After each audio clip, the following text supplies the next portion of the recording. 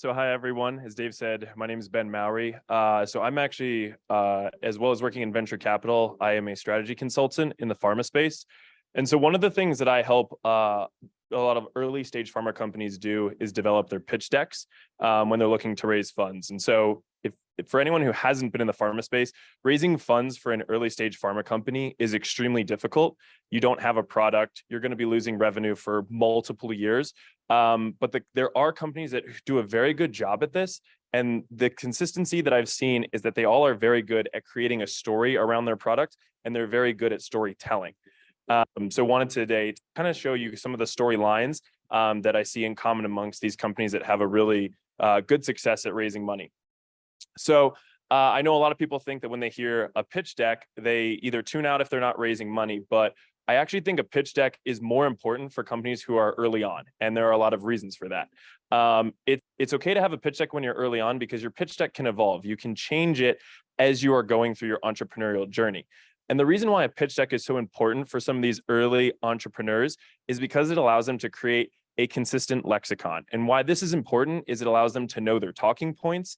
It allows them to use the same language. So when they're speaking to potential investors, potential customers, or anything like that, they're going to be saying the same stuff over and over again, and they're going to have more confidence in how they speak about what they're talking about.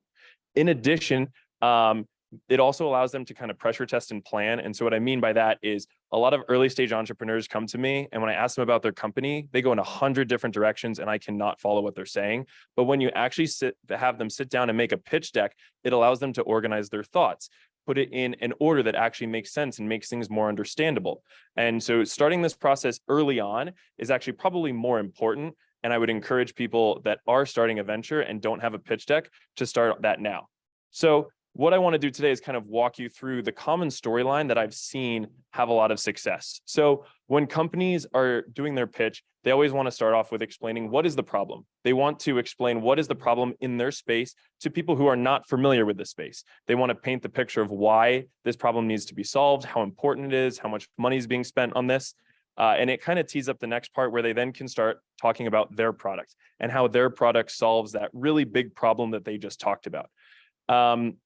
Then once they've started introducing their product or solution and how they solve the problem, they can then start talking about how they differentiate, and they can start talking about the competition. And so this is actually really important because once they start talking about how they differentiate and from the other competition, it shows that they really know the space, and it can give investors a lot of confidence that they know what they're talking about. And sometimes actually showing that there is competition is actually a good thing because it gives a proof of concept to your idea or that there is a need for this in the market. Once they've differentiated, then they can talk about what's next. So clearly you have a product, you're solving something. So why are you here? What's next? Do you need to grow your company? Do you need to do a reiteration of this product? Do you need to spend more on marketing? What are your next steps? And then after that, you can start talking about what are your qualifications? So why you? Yes, investors invest in a product, but more importantly, they're investing in the team that's bringing that product to market or continuing the growth of that product. So this is the time where people who are using their pitch can explain their qualifications, awards, anything like that, that'll instill more confidence in investors. And then last, once you've done all that, that's when you can start bringing up your ask.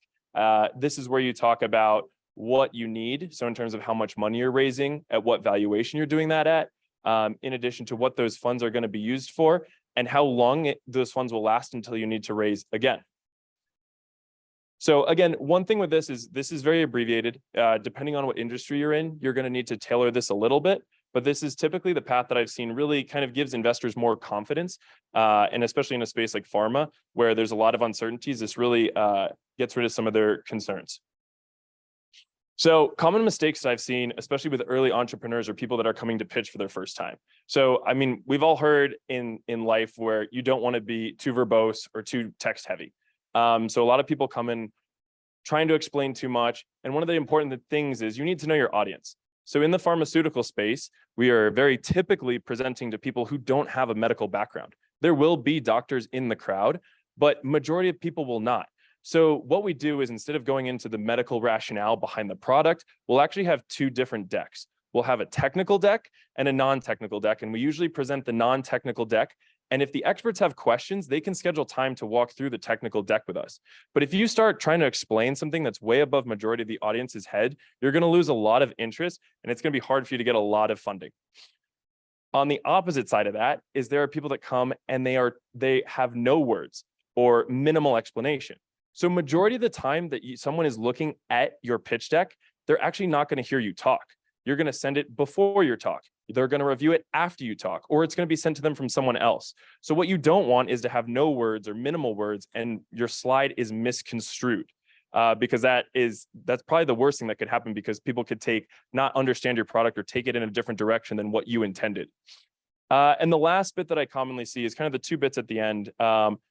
When you're pitching or creating a pitch deck, it's kind of your time to shine. You're supposed to brag. You're supposed to instill confidence. You're supposed to let people know that you know your product, your market, your company. So you shouldn't be reading from your slides. You should show emotion and give your opinions and stuff like that. And that is how you tell a good story. And that is going to really instill confidence in your investors. So real quickly, I have just a quick example. It'll take 30 seconds. So a company came to us, and this is very common to see early on.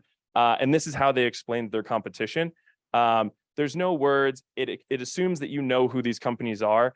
And this we had to work on this. And this is what they actually changed their slide to.